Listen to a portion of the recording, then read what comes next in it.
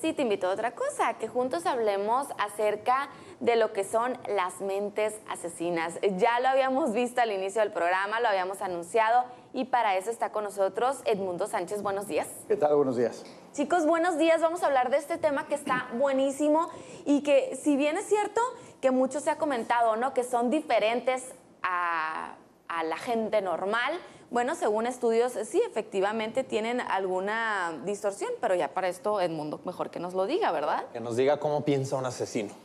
Fíjate que este es un tema que ha tenido una trayectoria de investigación muy larga. Es un tema donde se junta la criminología con la psicología, con la ciencia forense. Realmente es un tema muy, muy interesante. Y bueno, pues tenemos estudios de hace 100 años que decían que había más una cuestión sociológica. Ahora las neurociencias nos han permitido entender que aunque hay factores socioeconómicos, socioculturales y familiares, también hay una distorsión a nivel neuronal, a nivel de bioquímicas, a nivel de lo que se hace el mapeo cerebral, que ahora con las tecnologías tan avanzadas podemos inclusive tomarle fotografías al cerebro en tiempo real, ¿no?, con tipos de tomografías computarizadas, e inclusive con otros medios, ¿no?, de contraste y de color, y vemos literalmente cómo las zonas del cerebro se van iluminando dependiendo de las emociones y los pensamientos que la gente tiene. Entonces, habrá que distinguir también lo que sería la mente criminal, la mente asesina como tal, que está clasificada ya dentro de la psicología moderna, y lo que sería una persona que comete un asesinato. Son dos cosas distintas, eso habría que hacer muy puntual. El hecho de que una persona haya cometido un homicidio no necesariamente la califica como una persona de mente criminal. Si una persona puede cometer un homicidio por diferentes razones, puede ser en defensa propia, puede ser un momento de locura, que le llamamos, una locura temporal, cuando tú descubres a tu pareja en la cama con alguien, suele suceder que se pierdan los estribos y en ese momento cometas un acto criminal, de un homicidio. La mente criminal como tal es un individuo que tiene ciertas características, no solamente a nivel cerebral, no solamente a nivel de cómo funciona su cerebro, sino también a nivel emocional, a nivel mental. La gran mayoría de ellos son personas que consideramos en la psicología un sociópata. Un sociópata es una persona que no tiene ninguna consideración por el entorno, por la vida, por la gente a su alrededor, no tiene auténticamente remordimiento, son incapaces de sentir culpa, y eso aparentemente pues viene de una, digamos, deformación inclusive genética, lo cual impide que tengan un desarrollo normal. Es decir, no es que hayan nacido asesinos, sino que como traen un chip mal que no les permite sentir culpa, pues entonces no pueden mediar con la realidad igual que el resto de nosotros. Lo vemos desde muy temprana edad, o sea, ¿uno puede ir identificando este tipo de personas? Fíjate que es difícil, es complicado, pero si tú estás atento, sí vas a encontrar en la historia de los grandes criminales, asesinos en serie, vas a encontrar que sí en la infancia ya había ciertos signos que llamamos, ciertas evidencias. Es muy común, por ejemplo, que las personas que tienen esta situación de tener una mente criminal, cuando son niños, torturan animales. Es una incidencia, es muy común, que le cortan la cabeza a un pollo, que meten ahora en las épocas modernas meten el gato al microondas, ¿no? Ay, no, sí, son cosas de ese tipo en las que dices, aquí está pasando algo. Voy a dormir hoy, Edmundo, por tu culpa. Sí, eso sería muy común, ¿no? O sea, los actos de crueldad a los animales es uno de los signos importantes. Otra de las cosas que puedes analizar o ver en este tipo de chicos que tienen un problema de sociopatía o que van camino a una mente criminal es que no pueden mediar en el conflicto, ¿no? Son personas como de todo o nada, ¿no? Y que de alguna manera, cuando no ganan, golpean, ¿no? Es como que es o lo mío, ¿no? Es decir, me tengo que salir con la mía y les cuesta mucho trabajo meter freno y ceder, decir, ok, bueno, está bien, no es mío, o me equivoqué, te doy el punto, te doy el argumento, o está bien, me rindo. Generalmente no saben cómo detenerse. ¿Hay remedio, Edmundo? O tú decías, bueno, hay personas que sí tienen esta como error genético, ¿no? La falla neurológica. ¿Hay remedio? Porque habrá papás, mamás, maestros que a lo mejor estén interesados en el tema en detección temprana, o ya es una cosa como que ya estás predestinado, que si naciste con esa inclinación, pues tarde o temprano vas a acabar cometiendo un delito. Ok. Esa es una pregunta muy complicada, ¿no? Muy, muy complicada. Entre la espada y la pared, en vivo y al aire. Es una pregunta muy complicada. Habría que comenzar por decir que la población de mentes criminales en la sociedad es extremadamente pequeña, ¿no? Eso es muy, muy importante entenderlo.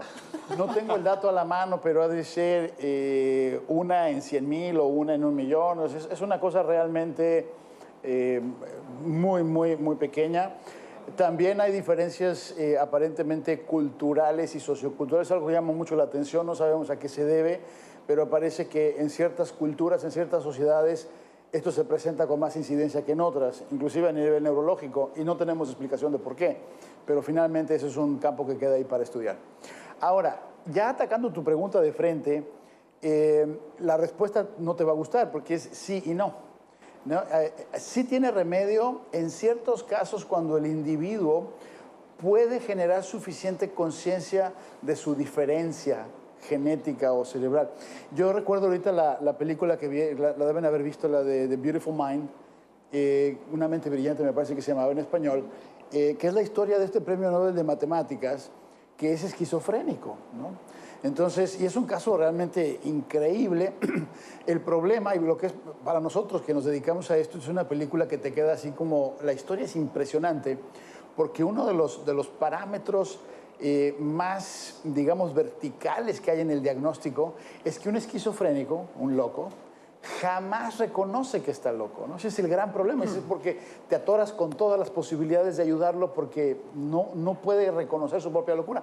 Y eso es lo que es como casi milagroso del caso de este personaje de la mente brillante, que él cacha, es tan inteligente que la lógica lo hace deducir que está loco, cuando se da cuenta que sus alucinaciones no crecen, ¿no? O sea, la niña siempre es niña y el otro siempre está joven, y dice, bueno, pues si estos que yo veo no crecen, no quiere decir que no son reales, no lo llevó a la lógica. ¿Por qué te digo esto? Porque sería un proceso similar en la mente criminal. Tendría que tener una suficiente inteligencia, que generalmente son muy inteligentes, y una suficiente autoconciencia para entonces darse cuenta de lo que está haciendo o de lo que es, para poder funcionar diferente. Y es el caso de la película La mente brillante, cuando llega la persona que le va a anunciar que está como candidato al premio Nobel. No sé si se recuerdan, se voltea con uno de sus alumnos y le dice, ¿lo estás viendo? O sea, fíjate lo interesante que es, ¿no? O sea, ¿este cuate es real? Ah, sí, sí es real, entonces sí puedo platicar con él.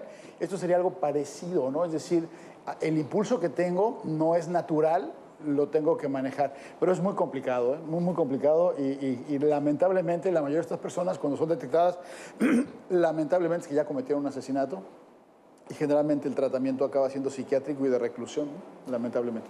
No, yo tengo una pregunta. Ahorita que mencionaste que los niños a temprana edad podrían, desde que matar a un gatito, cortarle el pescuezo a un pollo. En la actualidad, con estos videojuegos que tenemos llenos de violencia, en donde los chamaquines hasta son asesinos virtuales en el videojuego, ¿esto podría afectar a lo mejor para cuando el niño ya sea un adulto, a lo mejor que tenga ahí algún rasgo de asesino? Fíjate que está interesante tu pregunta. No realmente, no realmente. La violencia genera violencia, pero no genera mentes criminales. Eso se cree que es como el alcohol. El alcohólico el alcohol no genera alcohólicos. El alcohólico es un enfermo que tiene una adicción a una sustancia. Habemos muchísimas personas que hemos tomado alcohol en varias ocasiones y no somos alcohólicos. Sin embargo, el alcohólico, que ahora se sabe también, en muchos casos hay una predisposición genética, es una persona que no puede ni siquiera probar el alcohol porque inmediatamente hay una reacción bioquímica en su cuerpo. Muchos de ellos, no todos, pero una gran cantidad tiene esa situación. Entonces, el alcohol no produce alcohólicos, la violencia no genera mentes criminales, la violencia genera violencia. Lo que sí estamos viendo en esto de los videojuegos y demás es que puede, y creo que la cultura de los Estados Unidos está de alguna manera demostrando esto, va a ser más fácil que ante una frustración alguien agarre una escopeta y se ponga a disparar en una escuela o un lugar de trabajo por la influencia de los videojuegos de violencia, pero no necesariamente una mente criminal. Son como dos cosas un poquito diferentes, ¿no? Y bueno, nosotros vamos a tener la oportunidad de la siguiente semana también estar platicando con Edmundo de este tema, pero ya en casos que ya han sido registrados como personas psicópatas, como aquellas mentes que son realmente criminales, les vamos a dar como los ejemplos y Edmundo va a estudiar un poquito cada caso. Así que no se lo pierdan. Mientras tanto, a mí me gustaría mucho, Edmundo, que nos compartieras tus números de teléfono. Con muchísimo gusto. Me pueden encontrar en San Diego en el teléfono 619-618-2864, 618-2864.